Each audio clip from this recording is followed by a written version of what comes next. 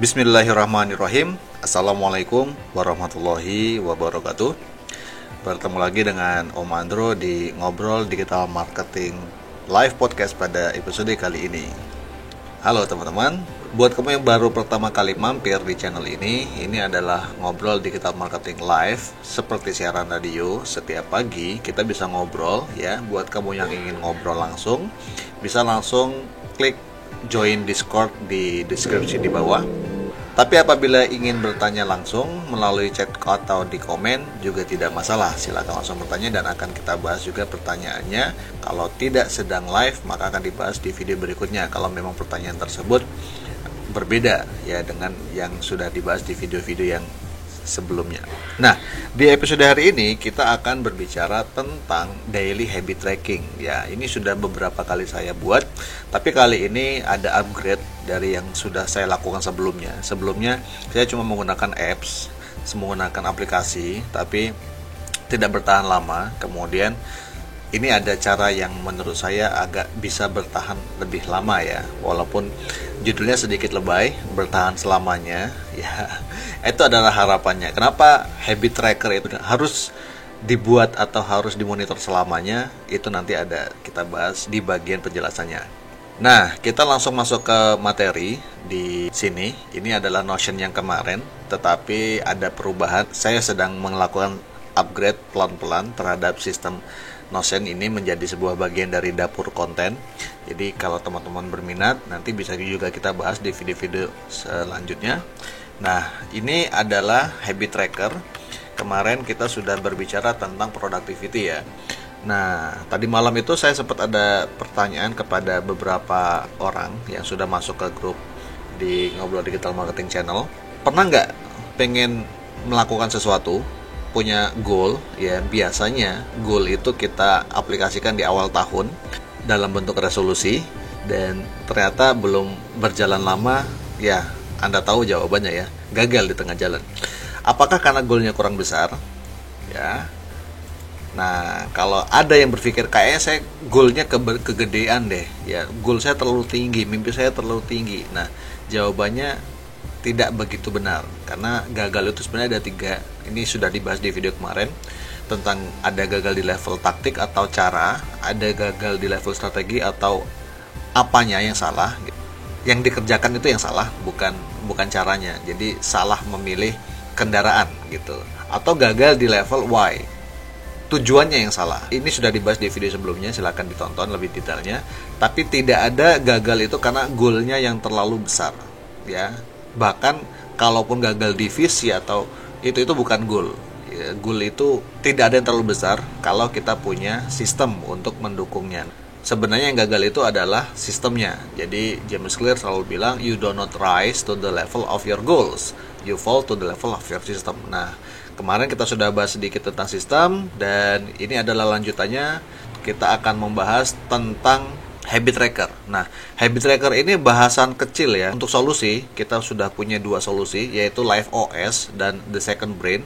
Nah, jadi habit tracker itu saya masukkan ke dalam Live OS atau operating system. Kenapa sih harus pakai operating system? Nah, karena gagal itu punya pola, sukses juga punya pola. Nah, kalau berulang-ulang, pola itu menjadi sebuah sistem. Nah, itu maksudnya kenapa harus punya sistem? Karena pola-pola yang kita kumpulkan itu haruslah pola-pola yang membangun sebuah sistem, satu kesatuan yang membuat kita menjadi lebih baik setiap hari, sehingga menjadi lebih berhasil daripada sebelumnya. Seperti yang dikatakan oleh James Clear, elite performers will often measure, quantify, and track their progress in various ways.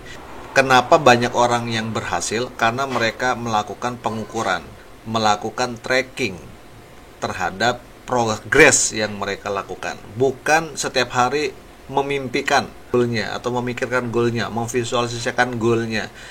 Ya, itu bukan sesuatu yang masuk akal kalau saat ini ya. Kalau saya dulu pernah diajarin kalau punya goal, punya dream, visualisasi. Nah, yang dikerjakan bukan visualisasi setiap hari. Visualisasi itu kita lakukan tiap hari di awal, tetapi setelah visualisasi kita cari apa yang perlu kita lakukan supaya apa yang kita visualisasikan tadi menjadi kenyataan. Jadi habit tracker itu adalah kumpulan-kumpulan kebiasaan kecil yang kita lakukan tiap hari yang akan menjadi seperti batu bata yang kita susun sedikit demi sedikit setiap hari menjadi sebuah bangunan impian yang kita ingin bangun.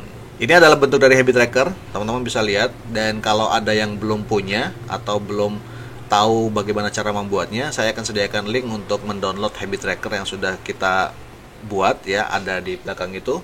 Itu contoh habit tracker yang saya pakai. Dan memang di awal kita sebaiknya menggunakan habit tracker yang gampang dilihat. Ada alasan kenapa harus pakai habit tracker. Nah, ini alasan-alasannya adalah pertama, it creates visual cue. Kalau kita cuma bermimpi tapi nggak ada action plan nih tiap hari apa, maka kita nggak tahu apa aja yang kita lakukan tiap hari, apa aja yang sudah dilakukan, dan apa aja yang akan dilakukan. Nah, habit tracker itu membangun kebiasaan itu menjadi bagian-bagian yang actionable, yang bisa kita lakukan tiap hari. Kemudian, membuat habit tracker itu juga membuat kita termotivasi untuk melihat progres yang sudah kita jalani. Contohnya begini, teman-teman suka mendownload sesuatu, kemudian sambil download itu ada progress bar-nya ya. Nah, progress bar itu seperti habit tracker, kita bisa melihat berapa jauh habit yang sudah kita bangun. Nah, di habit tracker itu ada konsep tidak boleh berturut-turut meninggalkan sebuah kebiasaan. Jadi jangan sampai 2 kali. Kalau sudah 2 kali itu sudah menjadi tanda-tanda bahwa kita harus kembali ke habit yang sedang kita ingin pertahankan. Kemudian, ketika kita membuat habit tracker, kita itu merasakan kemenangan kecil setiap hari. Berhasil itu bukan di masa depan, tapi itu tiap hari kita berhasil untuk menyelesaikan to-do list yang sudah kita bangun. Kemenangan-kemenangan kecil tiap hari itulah yang kita perlukan untuk kita bertahan menjalani sakitnya pengorbanan untuk mencapai kesuksesan. Habit tracker itu ada beberapa macam ya. Jadi ada yang mingguan, ada yang bulanan, dan ada yang bahkan namanya habit yang perlu dihindari. Nah, ini konsep ini mungkin agak baru buat teman-teman. Jadi coba perhatikan dengan lebih seksama. Yang pertama itu adalah pahami bahwa setiap habit itu tidak ada yang berat. Setiap kebiasaan, setiap segala sesuatu yang baru yang mau kita bangun itu tidak ada yang berat. Semuanya bisa dipecah menjadi sebuah kegiatan yang jaraknya cuma 2 menit. Contohnya begini. Saya misalkan harus menulis setiap hari.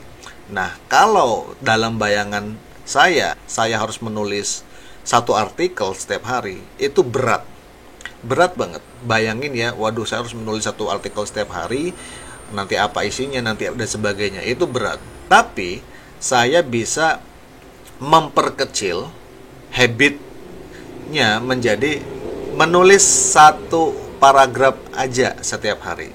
Jadi kalau nulis 1 paragraf bisa dilakukan dalam waktu 2 menit. Nah, ini yang dimaksud dengan 2-minute rules. 2-minute rules itu adalah kita pecah habit apapun yang menurut kita berat menjadi ini bisa diselesaikan dalam 2 menit kok.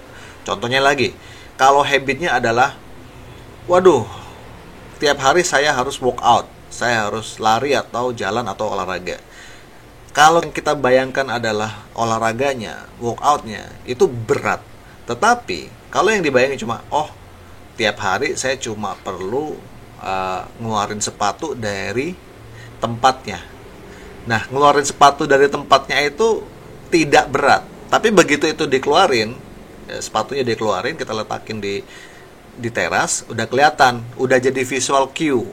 Kalau sepatu lari udah keluar, berarti saya tinggal pasang, tinggal lari. Nah, habit itu yang perlu dibangun adalah habit mengeluarkan sepatu dari tempatnya, bukan lari. Nah, itu yang di tracking adalah sebisa mungkin habit-habit yang bisa sangat ringan dilakukan sehingga tidak mungkin untuk gagal. Ini kuncinya. Jadi kalau teman-teman bisa memahami kunci ini, maka tidak ada habit tracker yang susah, tidak ada kebiasaan yang susah. Oke. Nah, contohnya beberapa ada menulis jurnal 1 halaman, membaca cukup 1 halaman aja, nggak usah 1 buku, atau meditasi. Kalau ada yang suka meditasi 1 menit aja, atau push up 1 buah aja, 1 kali push up, sudah seperti itu. banyak ya. Contohnya pokoknya lakukan hal yang sangat-sangat kecil sehingga tidak mungkin untuk dihindari lah. Pokoknya nggak ada alasan, nggak mungkin habit itu bisa gagal kalau sudah sedemikian ringan, kemudian kita masukkan ke dalam habit tracker. Nah, itu yang pertama. Jadi, 2 minute rules itu yang paling penting. Bisa juga teman-teman membuat habit mingguan ya. Mungkin kalau yang tadi tiap hari kita contreng, atau ada juga yang mingguan. Misalkan menulis tiap minggu 1 kali, atau bersih-bersih rumah tiap minggu 1 kali, nyuci seminggu sekali, dan macam-macam. Itu weekly habits. Workout juga saya gunakan dalam weekly habit, jadi bukan tiap hari, karena biasanya kalau tiap hari saya belum berani kalau tiap hari. Nah, yang tiap hari saya lakukan contohnya adalah ngobrol digital marketing. Ini adalah salah satu yang habit yang mau saya targetin tiap hari. Ada yang monthly habit juga kalau ada. Nah, tapi yang paling sering dilupakan orang adalah habit kebiasaan jelek yang selama ini kita tidak sadari, dan itu menjadi sebuah kebiasaan karena tidak kita sadari bahwa itu jelek, atau tidak kita sadari, tidak kita masukkan ke dalam daftar habit yang mau dihindari. Nah, contohnya apa? Contohnya no alkohol atau no kafein, nggak minum kopi, nggak minum yang soda-soda, nggak minum yang gula, atau tidak nonton. Kalau di luar itu ada Netflix, kalau di Indonesia ya nonton film seri drama Korea. Kenapa? Begitu kita buka aplikasi drama Korea, sekali buka ya udah tahu-tahu 2 jam menghilang dari dunia kita.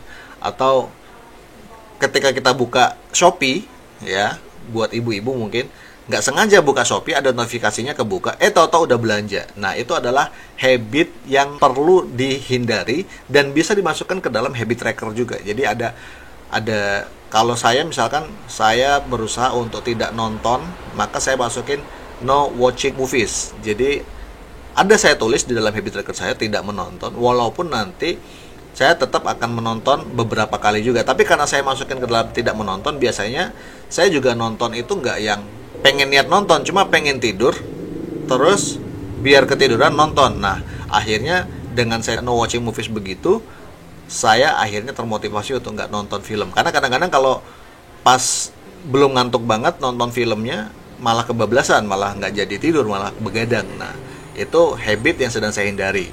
Nah, pertanyaannya, kita udah punya habit yang sudah kita list ataupun udah kita ingin jalankan, bagaimana caranya biar bisa mulainya dengan lebih mudah?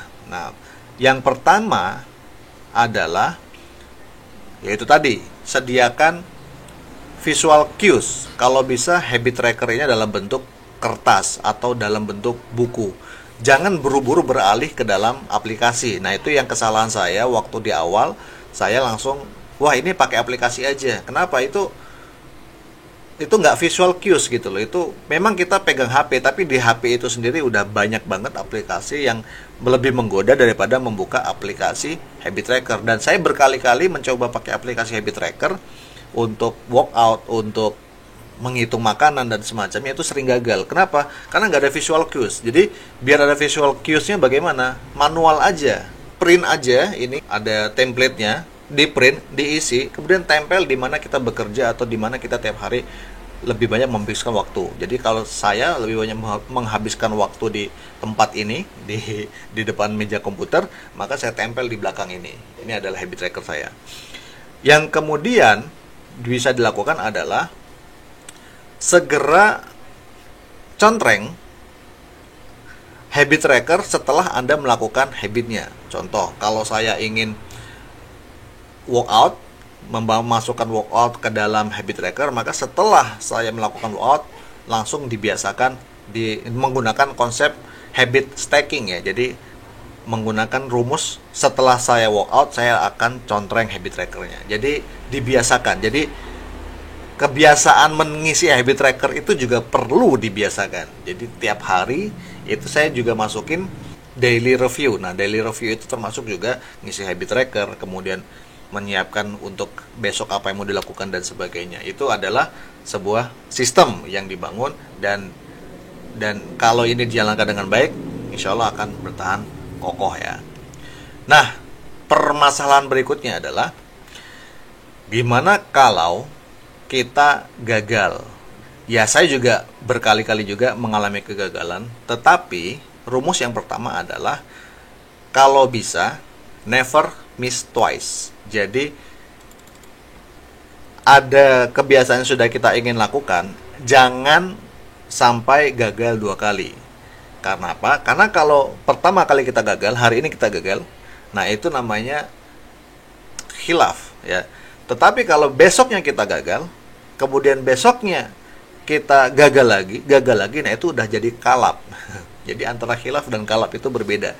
Dan ketika sudah hari ketiga, di hari kedua kita gagal, itu sebenarnya kita sudah membangun kebiasaan baru, yaitu kebiasaan untuk tidak melakukan workout atau tidak melakukan live menulis dan sebagainya. Itu. Jadi ini agak strict rulesnya ya. Jadi jangan sampai gagal 2 kali. Tetapi tetap ada 1 kali, 2 kali. Wah, saya udah gagal 2 kali, Mas. Saya udah gagal lagi. So what? Nah, miliki mindset ini. Mindset ini adalah penyelamat ketika Anda sering gagal, ya, seperti saya. Yang penting kita pahami bahwa ketika kita sedang melakukan habit tracking ini, kita tidak sedang main zero sum game. Apa itu zero sum game? Zero sum game itu kalau gua gagal berarti ya udah ambiar, hancur hidupku, gitu loh. Enggak begitu gitu. Jadi kalau misalkan kita terakhir seperti saya yang barusan ini terjadi adalah saya ingin live di NDM tiap hari, tetapi saya harus keluar kota. Terus gimana? Ya otomatis hampir seminggu saya nggak live. Terus gimana? Apakah hidup saya hancur karena saya seminggu nggak live? Enggak. Jadi hilangkan mindset kalau gua gagal ya udah ambiar semua. Enggak begitu. Tapi ya udah kemarin gagal. Nah, sekarang kita build mulai dari nol lagi. Jadi the problem is thinking that if you can do something perfectly, you shouldn't do it at all. Jadi problemnya adalah seringkali kita merasa kalau kita tidak bisa melakukan segala sesuatu dengan perfect, dengan sempurna, maka sebaiknya kita tidak melakukannya sama sekali. Nah, itu zero sum game.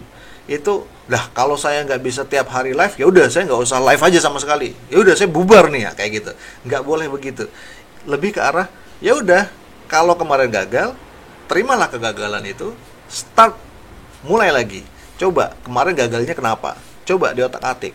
Nah, coba ditambahkan apa nih? Oh, ini kali ini saya tambahkan ini biar saya nggak gagal. Contohnya nih yang saya lakukan.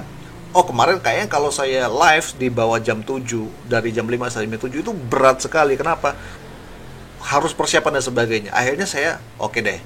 Saya mulai live-nya dari jam 5 sampai jam 8 ya. Jadi saya longgarin dikit waktunya biar kesempatan saya lebih luas. Biar saya nggak kemarin mungkin gagalnya karena saya merasa tertekan harus jam 7, akhirnya ibaratnya ngambek nih mesinnya mogok. Nah, sekarang coba dilonggarin biar lebih santai. Nah, ini adalah hari kedua saya mulai live-nya di atas jam 7. Itu ya. Nah, pertanyaan terakhir adalah how long do I need to track my habits? Berapa lama kita harus tracking habits ini? Ada yang bilang, "Wah, Mas, habit tracking itu cukup 30 hari, 60 hari, 90 hari, 120 hari gitu ya." Ya, kalau teman-teman itu mau mulainya begitu, seperti saya juga mulainya ya udah targetnya sebulan 100 video dan semacamnya. Tetapi itu tuh kayak sekedar milestone doang. Saya udah pernah bicara tentang milestone, silakan tonton di video sebelumnya. Milestone itu kayak batu penanda aja. Wah, saya akan targetin 30 hari nggak putus nih bikin video ngobrol digital marketing live, misalkan seperti itu. Tetapi mindset kita sebenarnya namanya habit itu adalah kita melakukannya seumur hidup. Nih, the honest answer is forever. Kita harus melakukan ini seumur hidup, selamanya. Kenapa ya? Karena kalau kita berhenti kita berhenti workout misalkan, ya udah kita nggak jadi orang yang sehat lagi, nggak sehat lagi. Atau kita berhenti menulis, maka kita nggak jadi penulis lagi. Saya nih misalkan berhenti bikin video, ya udah selesai. Saya nggak bisa ngaku sebagai YouTubers lagi atau podcaster lagi. Nah, habit itu sebenarnya bagian dari kita membangun sebuah identitas kita. Jadi begitu kita menentukan identitas kita apa, maka habitnya akan mendukung nggak terhadap identitas tersebut. Kalau saya konten kreator, berarti tiap hari harus bikin konten. Saya penyanyi, tiap hari harus latihan nyanyi. Saya chef, ya, tiap hari harus ngotak-ngatik makanan. Bisa dibayangkan ya. Jadi habit itu adalah bagian paling kecil dari identitas kita. Jadi ketika kita membangun sebuah kebiasaan identitas yang baru, maka habit tracker inilah yang membantu kita untuk mewujudkannya. Seperti saya ibaratkan tadi di awal, habit itu adalah batu bata yang kita susun setiap hari untuk membangun sebuah bangunan impian yang kita inginkan. Nah, begitu konsepnya. Oke, itu tadi materi tentang habit tracker, daily tracking, dan kenapa kita harus melakukan habit tracker ini setiap hari selamanya. Teman-teman sudah dapat jawabannya. Kalau masih kurang jelas bisa ditonton lagi. Nah, buat teman-teman yang merasa video seperti ini bermanfaat, silakan diklik tombol subscribe dan juga loncengnya, biar ketika saya melakukan live seperti ini atau ada replaynya setiap malam, itu teman-teman mendapatkan notifikasi segera. Terima kasih sudah menyimak. Sampai jumpa di video berikutnya. Assalamualaikum warahmatullahi wabarakatuh.